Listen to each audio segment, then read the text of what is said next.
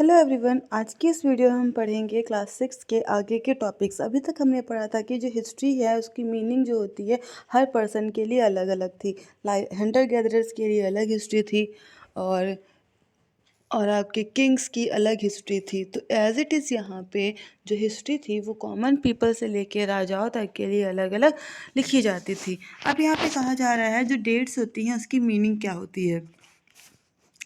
The date generally assign to the birth of Jesus. जो भी date हम पढ़ते हैं वो मेनली आपकी जीसस क्राइस्ट का जो बर्थ होता है उसी से रिलेटेड रहती है। उसी के अकॉर्डिंग हमने डेट्स को क्या करके रखा है, असाइन किया हुआ है। नेक्स्ट है all the dates before the birth of Christ are counted backward. Jesus Christ के बर्थ से पहले जितनी भी डेट्स होती हैं वो हमारी बैकवर्ड कहलाती हैं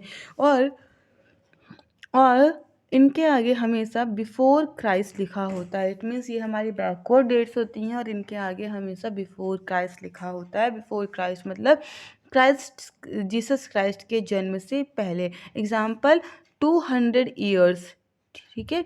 यहाँ पे एग्जाम्पल के लिए दिया गया है 200 years after the birth of Christ. 2000 years after the birth of birth Jesus Christ के बर्थ के 2000 साल बाद की बात की जा रही है।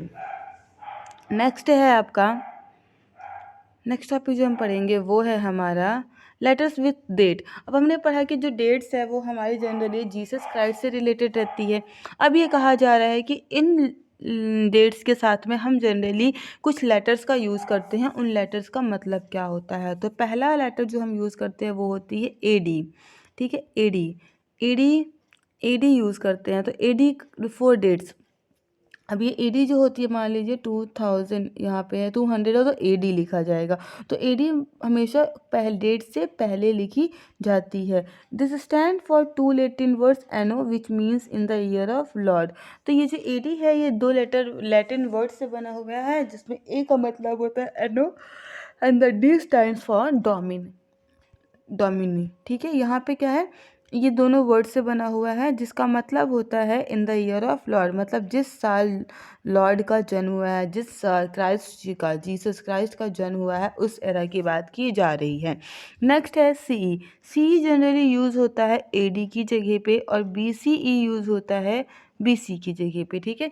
सीई यूज़ किया जाता है एडी की जगह पे और बीसीई यूज़ होता है बीसी की जगह पे। नेक्स्ट कहा जा रहा है the letter Christ and stand for common era and the C stand for before common. तो यहाँ पे जो लेटर सी ई होता है इसको हम बोलते हैं कॉमन एरा और जो लेटर हमारा बी सी ई है उसको हम बोलते हैं बिफोर कॉमन एरा। ये आप किसी डेट से रिलेटेड इन्फॉर्मेशन कि किस तरीके से हम डेट्स को डिनोट करते हैं, किस तरीके से हम ईयर्स को करते हैं, कि जीसस क्राइस्ट की कितनी इंपॉर्टेंस है। उनकी बर्थ से हमने सारे डेट्स को कैटेगराइज किया जाना शुरू कर दिया। आफ्टर दैट नेक्स्ट टॉपिक,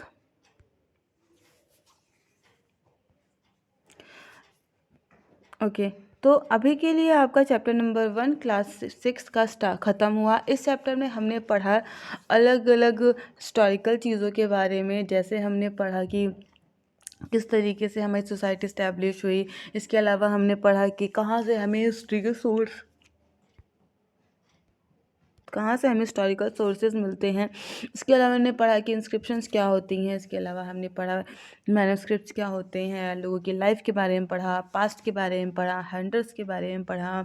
ये अलग अलग चीज़ें थे जिसको हमने पढ़ा। अब कल से हम स्टार्ट करेंगे, हमारा नेक्स्ट चैप्टर होगा क्लास 6 का चैप्टर नंबर 2, जिसे हम जल्द ही स्टार्ट करेंगे। होप आपको ये चैप्टर समझ में आया होगा।